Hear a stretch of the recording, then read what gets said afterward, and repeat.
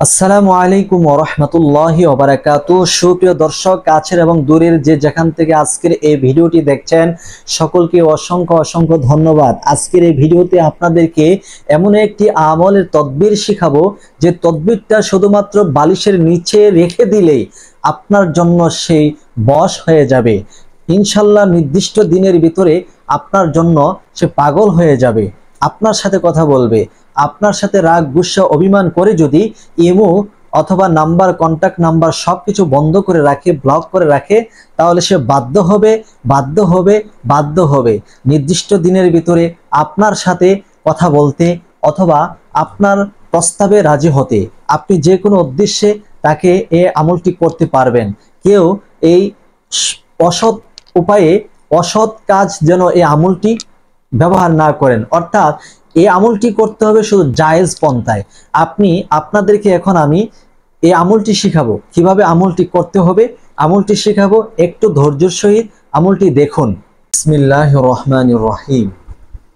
সুপ্রিয় দর্শক, আজকের যে তদবিরের কথাটা আপনাদেরকে জানাবো, যে তদবিরটি শিখাবো, এই তদবিরটি করার জন্য আপনাকে যা করতে হবে, সর্বপ্রথম আমি কিন্তু উপস্থাপনের মধ্যে সবকিছু বলে দিয়েছি, তারপরও কেউ যেন ডিস্টার্ব না হয় এই আমল করতে, সবাই যেন সঠিকভাবে এই আমলটি করতে পারেন, এই জন্য বলে দিচ্ছি।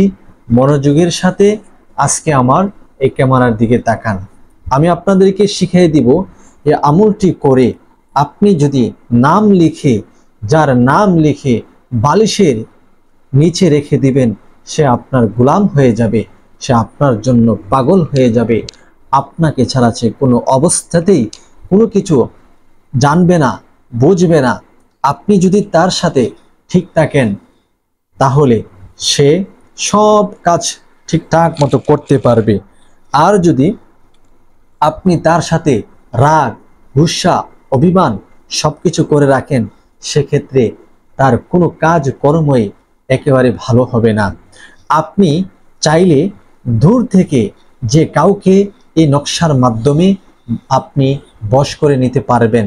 আপনি চাইলে এই নকশার মাধ্যমে পৃথিবীর যে কোনো প্রান্ত থেকে যে কোনো মেয়েকে, যে কোনো ছেলেকে আপনি বশ করতে পারবেন।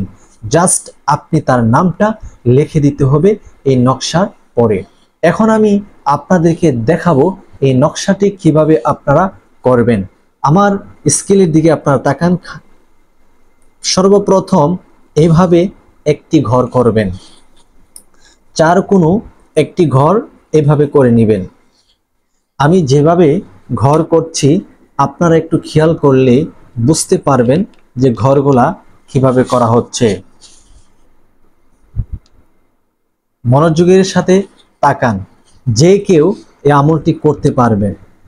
একটু খেয়াল করলেই যে কেউ এই আমলটি করে পৃথিবীর যে কাউকে আপনি বশ করে নিতে পারবেন। এই দেখেন, এইভাবে ঘর করবেন, এইভাবে করবেন। আপনারা দেখতে পাচ্ছেন আমি লম্বা দাগ দিয়েছি 1 2 3 4। তারপরে এইভাবে আরো 4টি 2টি দাগের প্রয়োজন।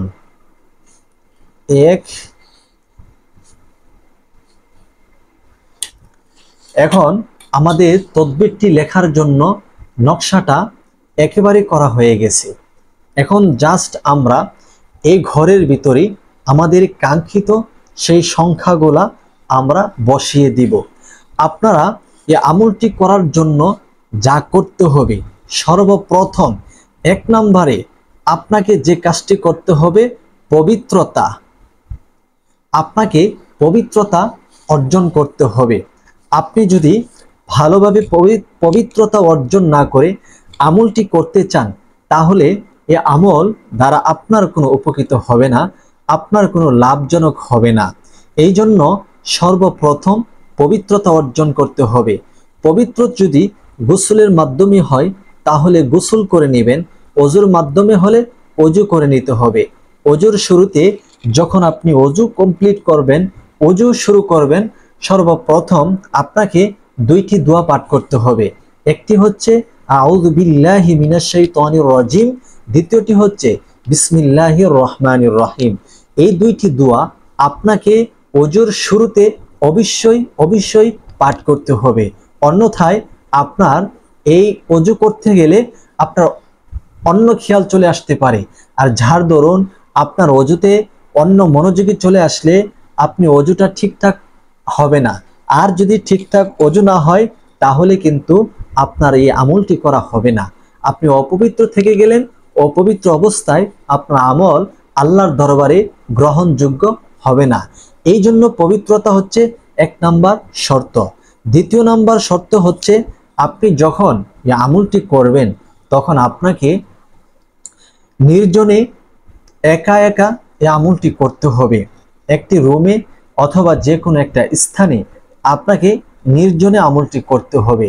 আমলের এই তদবিরটি করার জন্য কিছু শর্ত আছে। সেই শর্তগুলোর মধ্য থেকে আমি এই দিকে এক এক করে সবকিছু বলে দিচ্ছি। নাম্বার 1 হলো পবিত্রতা, দ্বিতীয় নাম্বার হলো নির্জনতা। আপনাকে পবিত্রতার পর নির্জনতা আপনাকে বেছে নিতে হবে। কোনো একটা রুমে, পরিষ্কার স্বচ্ছ একটি রুমে নির্জনতা বেছে নিতে হবে। আর ওই রুমের সমস্ত লাইটগুলা বন্ধ করে দিয়ে আপনি যেখানে এই নকশাটা লিখবেন সেখানে একটা মোমের বাতি এভাবে ধরেই নেবেন। মোমের বাতি ধরানোর পরে আপনাকে আমলটি করতে হবে।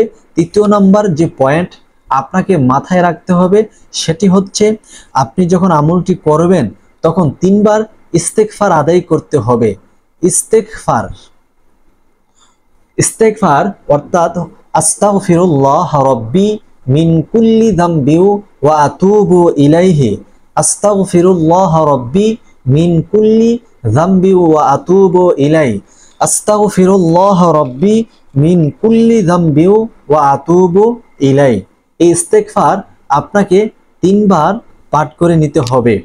চতুর্থ নাম্বার হচ্ছে আপনি 3 বার দুরুদে পাক তেলাওয়াত করতে হবে। 3 বার দুরুদে পাক ওই দুরুদ যেটা আমরা নামাজের মধ্যে পড়ে থাকি, যেমন আল্লাহুম্মা সাল্লি আলা মুহাম্মাদ ওয়া আলা আলি মুহাম্মাদ কামা সাল্লাইতা আলা ইব্রাহিম ওয়া আলা আলি ইব্রাহিম ইন্নাকা হামিদুম মাজিদ। আল্লাহুম্মা বারিক আলা মুহাম্মাদ ওয়া আলা আলি মুহাম্মাদ কামা বারাকতা আলা ইব্রাহিম ওয়া আলা আলি ইব্রাহিম ইন্নাকা হামিদুম মাজিদ। এই দুরুদে পাক আপনাকে 3 বার পাঠ করতে হবে। বাস, এরপরে আপনাকে এই সংখ্যাটি লিখতে হবে। আমি সর্বপ্রথম যে ঘরে যে সংখ্যা লিখব আপনি ঠিক ওই ঘরে ওই সংখ্যা লিখবেন। আমরা এই ঘর থেকে সংখ্যা লেখা শুরু করব আর এই ঘরে শেষ করব। তাহলে আপনি একটু খেয়াল করুন। সর্বপ্রথম এখানে আপনি লিখবেন 7 8 6 7 8 6। এই সংখ্যাটি লিখে নেবেন। এই সংখ্যাটি হচ্ছে বরকতি সংখ্যা। এই সংখ্যা যদি আপনার এই তদবিরে থাকে তাহলে আপনার তদবিরটা অবশ্যই আল্লাহ তাআলার দরবারে গ্রহণযোগ্য হয়ে যাবে। এখন আপনি এই ঘরের মধ্যে আপনি লিখবেন 8, ইংলিশে লিখলাম 8।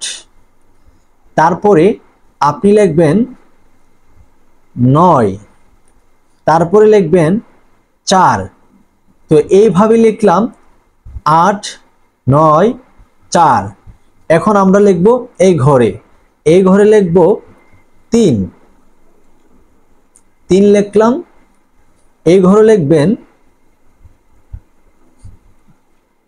10, একটু খেয়াল করেন 10। এই ঘরে লিখবেন 5, এই ঘরে হচ্ছে 7। এখন আমরা আসব এই ঘরে, আমরা লিখব 1, সর্বশেষ এই ঘরে লিখব 6। এইভাবে আমাদের নকশাটা করা হয়ে গেল। যখন নকশাটি করা হয়ে যাবে এরপর আমাদের কাজ করতে হবে, যার জন্য এই নকশাটা আমরা করব, এই তদবিরটা করব, তার মার নাম লিখতে হবে, এখানে মায়ের নাম, মায়ের নাম। আর এখানে লিখতে হবে, আপনি যদি ছেলের জন্য করেন ছেলের নাম, যদি মেয়ের জন্য লেখেন মেয়ের নাম, তো মেয়ের জন্য করলে মেয়ের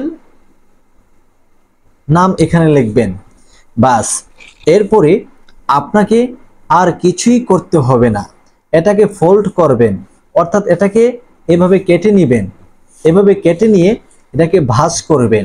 ভাঁজ করে আপনি ট্যাবলেট আকারে এটাকে কালো সুতার মাধ্যমে বেঁধে নেবেন। কালো সুতার মাধ্যমে বেঁধে নিয়ে আপনি বালিশের নিচে কভারে রেখে দিবেন। এরকম ভাবে আপনি এটা 7 দিন এভাবে বাঁধা রেখে দিবেন। 7 দিন পর ওই বালিশের কভারের নিচ থেকে আপনি এটাকে বের করবেন। আর যখন এটা রাখেন কেউ যেন না দেখে, কেউ যদি দেখে ফেলে তাহলে খুলে ফেললে এর কার্যকারী সব নষ্ট হয়ে যাবে। এই জন্য কেউ যেন না খুলে, এটা আপনি খুব সাবধানতার সহিত আপনি যে বালিশে ঘুমান ওই বালিশের নিচেই এই তদবিরটা রেখে দিবেন। যার নাম লিখেছেন পৃথিবীর যে কোনো প্রান্তে সে থাকুক না কেন, সে যদি আপনার কল রিসিভ না করে, আপনার সাথে কথা না বলে, তাহলে 7 দিনের ভিতরে বাধ্য হবে সে আপনার সাথে কথা বলতে, ইনশাআল্লাহ। আজকের ভিডিওটি কেমন হয়েছে অবশ্যই শেয়ার করে প্রচার করে দিবেন। আশা করি সম্পূর্ণ ভিডিওটি আপনারা কমপ্লিট দেখেছেন, তাহলে আপনার জন্য আমলটি করা খুব সহজ হবে। আপনি এই নিয়ম অনুপাতে আমলটি করে নকশাটি বালিশের নিচে রেখে দিবেন, কেউ যেন না দেখে। আজকের ভিডিওটি পর্যন্ত, বাকি অন্যান্য নিত্য নতুন ভিডিও পেতে চ্যানেলটি সাবস্ক্রাইব করে আমাদের সাথে থাকুন, ভিডিওটি শেয়ার করে প্রচার করুন।